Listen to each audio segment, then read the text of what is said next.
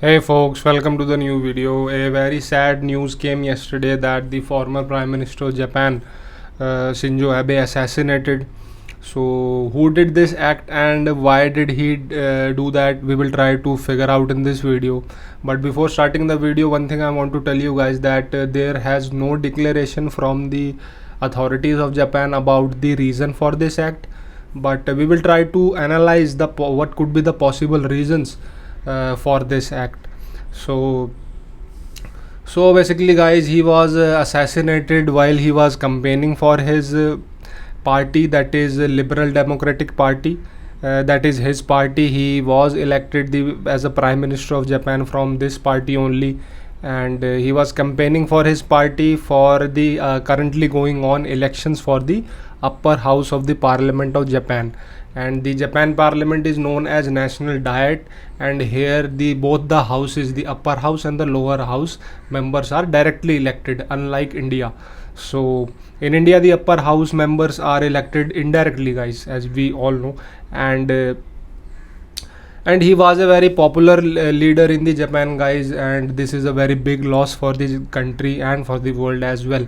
And he was the popular for many reasons.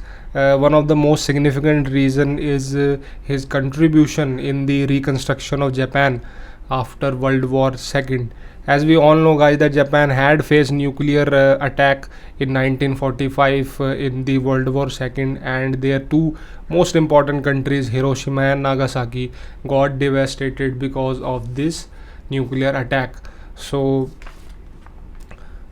apart from that, guys, he was also famous for his economic and defensive policies.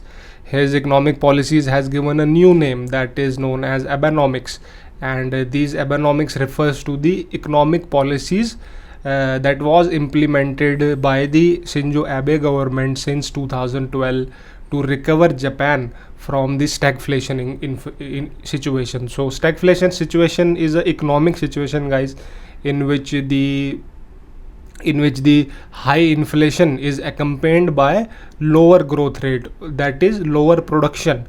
So to increase the production, Shinzo Abe through its economic policy tried to inject the liquidity in the market so that the producers can get the credit easily and increase the production, and that will further increase the employment and the demand of the country.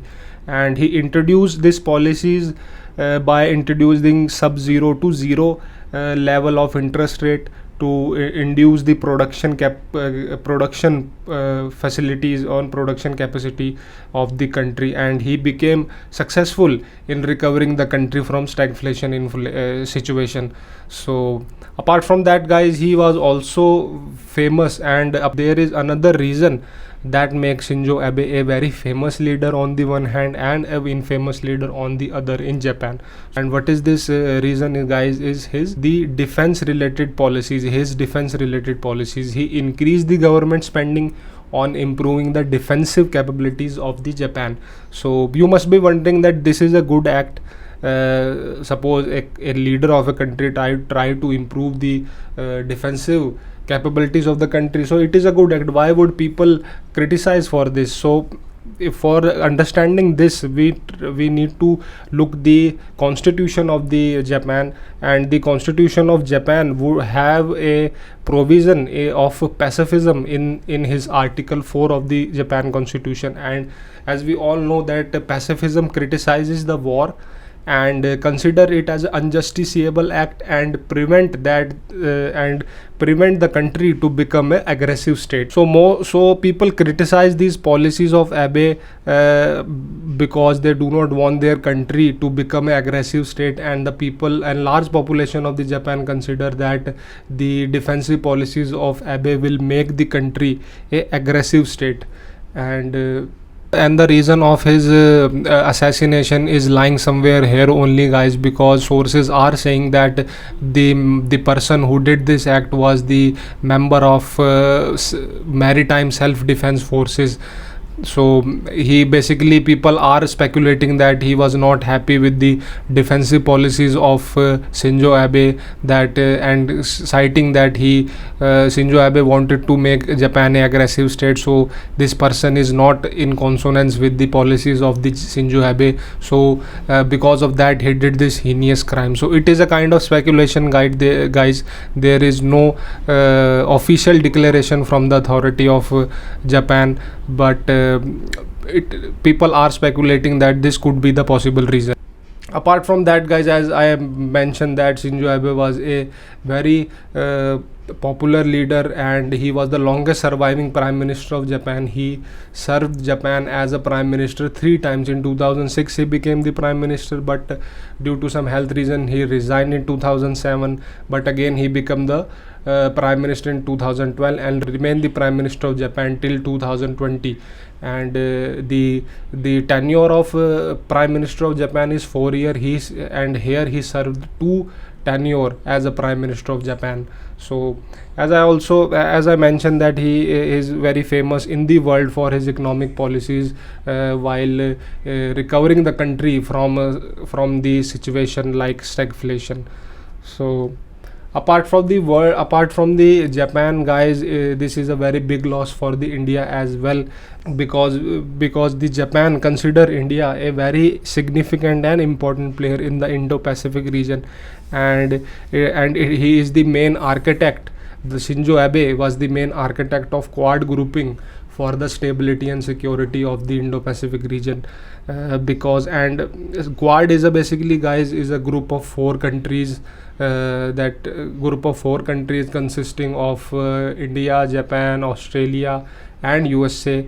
And this Quad grouping is basically formed for ensuring the stability and security of Indo-Pacific region on the one hand, and on the ensuring a check on the aggressive nature of the China on the other hand. So as far as China is concerned, the relationship of India and Japan is very, very important, guys, and because of that the Modi has showed their condolence on the death of Abe and considered that is a big loss for the country and for the world. Apart from China, guys, the Japan important is very significant for India because of its technology transfer and for trade. And we are seeing the metros production in India. It is the technology of Japan.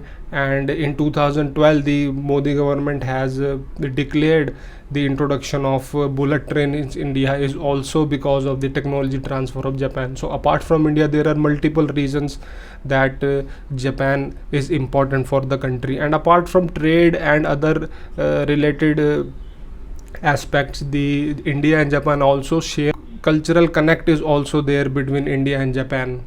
And on the occasion of the death of Shinzo Abe, India also declares its day of state mourning for Shinzo Abe. So this is it, guys, in this video. I hope you find this video informative. If you feel like so please give your support to the channel, guys, by subscribing and liking and sharing the video so that I can try to improve the content of my videos.